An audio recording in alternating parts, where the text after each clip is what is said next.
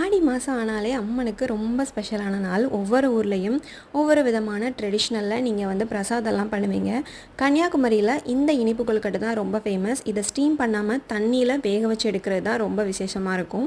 அதுக்கு 1.5 கப் அளவுக்கு நீங்கள் பச்சரிசியை பவுடர் பண்ணி எடுத்து வச்சுக்கோங்க. அரிசி மாவு பதத்துக்கு 1.5 கப்பு பச்சரிசிக்கு 3/4 கப் அளவுக்கு துருவின வெல்லம் சேர்த்துக்கோங்க. வெல்லத்தை கண்டிப்பாக துருவி தான் சேர்க்கணும்.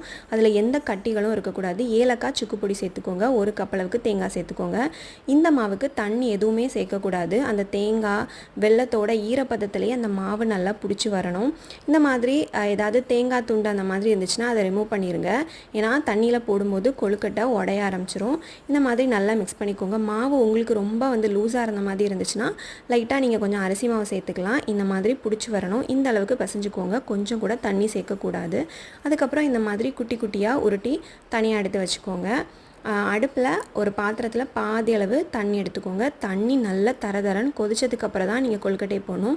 ஃபஸ்ட்டு ஒன்று போட்டு பார்த்துட்டு அது உதிராமல் இருந்துச்சுன்னா அடுத்தடுத்து போட்டுக்கோங்க. இதை உடனே மிக்ஸ் பண்ணிடக்கூடாது. நல்லா கொதிச்சு வரும்போது தான் மிக்ஸ் பண்ணணும். கொழுக்கட்டை வெந்துட்டா அப்படின்னு தெரியறதுக்கு அது லைட்டாக முதந்து வரும். அதுதான் பக்குவம். இந்த கொழுக்கட்டை கொஞ்சம் ஷேப்லெஸ்ஸாக தான் இருக்கும், ஆனால் டேஸ்ட்டு ரொம்ப நல்லாயிருக்கும். கொழுக்கட்டையெல்லாம் தனியாக எடுத்து வச்சிட்டிங்கன்னா இது வந்து கூலாயிரும். கூழுக்கு இனிப்பு கொஞ்சம் கம்மியாக இருக்கும். நீங்கள் தேவைப்பட்டால் கொஞ்சம் வெல்லம் சேர்த்துட்டு நல்லா மிக்ஸ் பண்ணிக்கோங்க. கொழுக்கட்டை கூழுக்கு கூழும் ஆச்சு. ரொம்ப நல்லாயிருக்கும். கண்டிப்பாக இந்த ஆடி மாதம் இதை ட்ரை பண்ணி பார்த்துருங்க.